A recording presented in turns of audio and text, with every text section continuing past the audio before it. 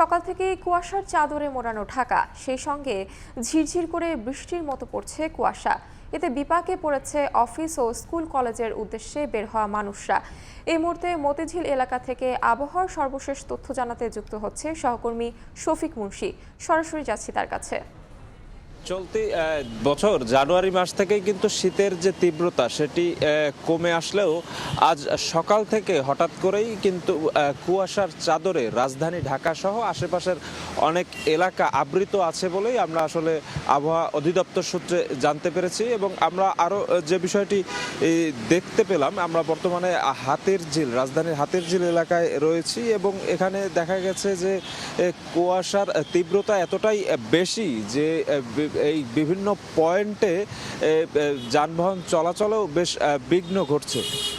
বিশেষ করে এই মুহূর্তে যারা আসলে অফিসের উদ্দেশ্যে বাসা থেকে বের হয়েছিল এবং স্কুল কলেজের যাবার উদ্দেশ্যে যে শিক্ষার্থীরা বের হয়েছিল, তারা কিন্তু এই কুয়াশার কারণে রাস্তার বিভিন্ন জায়গায় যে জ্যামের সৃষ্টি হয়েছে তার সম্মুখীন হয়েছে, তারা বেশ বিপাকে হয়ে পড়েছে। আমরা আবহাওয়া অধিদপ্তর সূত্রে আসলে যেটা জানতে পেরেছি যে আজ দুপুর পর্যন্তই এই কুয়াশার যে চাদর সেটিতে আসলে রাজধানী ঢাকা থাকতে পারে এবং একই সাথে সিলেট এবং ময়মনসিংহ বিভাগের কিছু কিছু জায়গায় আসলে অস্থায়ী ভিত্তিতে কিছু মেঘমালার উপস্থিতি লক্ষ্য করা যাবে এবং সেই মেঘমালা থেকে হয়তোবা কিছুটা ঝিরিঝিরি বৃষ্টি উৎপত্তি হতে পারে বলে আমরা আবহাওয়া অধিদপ্তর সূত্রে জানতে পেরেছি। এবং যেটা আসলে জানতে পেরেছি যে আগামী 2-3 দিন যাবৎ কিন্তু এই যে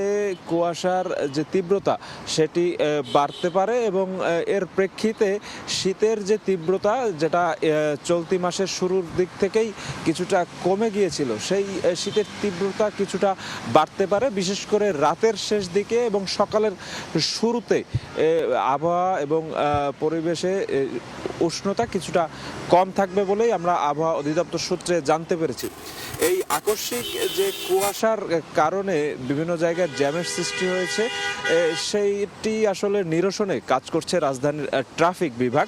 এবং ট্রাফিক বিভাগ থেকে আরেকটি বিষয় বেশ সচেতনতামূলকভাবেই বার্তাটি দেওয়া হয়েছে, যেন বিশেষ করে বাইক এবং মোটর সাইকেল চালক যারা আছেন তারা যেন আসলে সাবধানে থাকেন, তারা যেন এই কুয়াশার বিষয়টি মাথায় রেখে তাদের 2 চাকার যান সেগুলো পরিচালনা এবং চালনা করেন।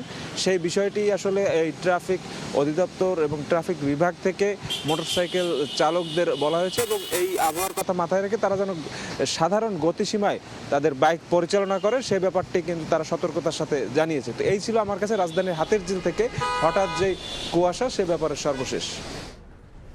সরাসরি যুক্ত ছিলাম হাতিরঝিলে।